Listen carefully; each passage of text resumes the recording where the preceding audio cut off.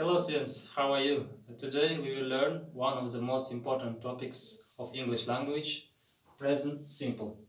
Сәлем достар, бүгін біз ағылшын тілі грамматикасының ең маңызды тақырыптарының бірі present simple туралы өтетін боламыз. Present simple қазақ тіліне аударған кезде жай осы шақ деп аударылады.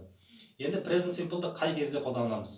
Present simple'ды күнде, әр апта немесе ай, жыл сайын қайталанып отыратын іс-әрекеттерге қолданылады. Және де білесіздер, әр тілде сөйлемнің үш түрі болады. Бұл болымды, сұраулы және болымсыз.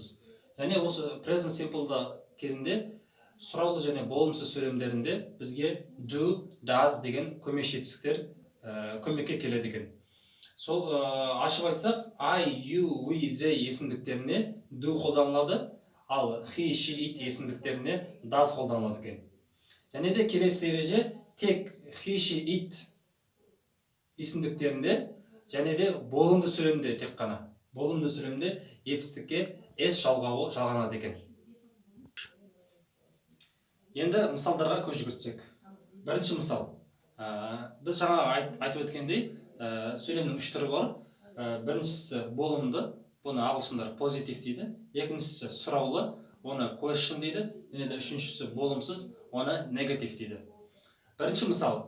We drink a hot milk every morning. Яғни біз ішеміз a hot milk, нені ыстық сүтті every morning, күн сайын таңертең. Яғни күн сайын таңертең біз ыстық сүт ішеміз.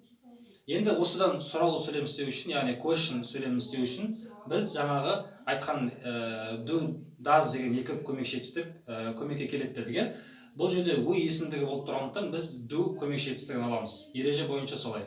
Сонда тура жаңағы болымды сөйлемдегідей болады, тек қана we-дің алдына do көмекші етістігін шығарып жібереміз. Сонда do we drink a hot milk every morning?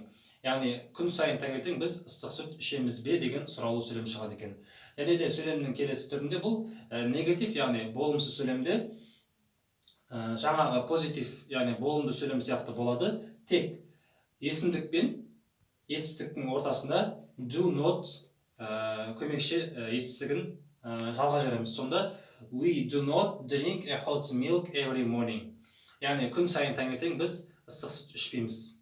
Және де мына жерде do not-ты don't деп қысқартсаңыздар болады. Екі вариантта бұл жерде дұрыс болады екен. Және де келесі мысал.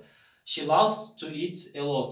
Ол жақсы көреді, жегенді көп. Яғни ол көп тамақ жегенді жақсы көреді. Осыдан сұраулы сөйлем істейтін болсақ, жаңа айтқанымыздай he, she, it-қа біз does-ды қолданамыз дедік. Сонда does she love to eat a lot? Ол көп тамақ жегенді жақсы көре ме? Және де болымсыз сөйлемде she does not болады. She does not love to eat a lot. Яғни ол көп тамақ жегенді жақсы көрмейді. Немесе does not-ты жаңағыдай doesn't деп қысқартсаңыздар болады. Және де present simple-ды қолданған кезде бізге уақыт үстеу мезгілдері өте көмекке келеді. Солардың тізімдері бірнеше тізімі алдарыңызда.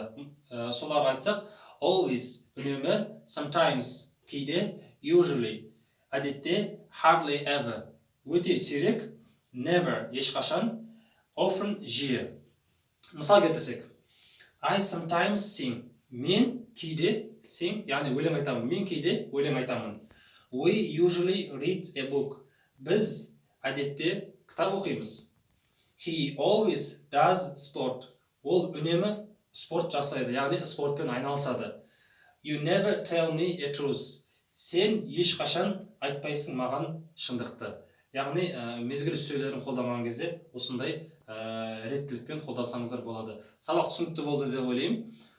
Егер сұрақтарыңыз болса, қойыңыздар.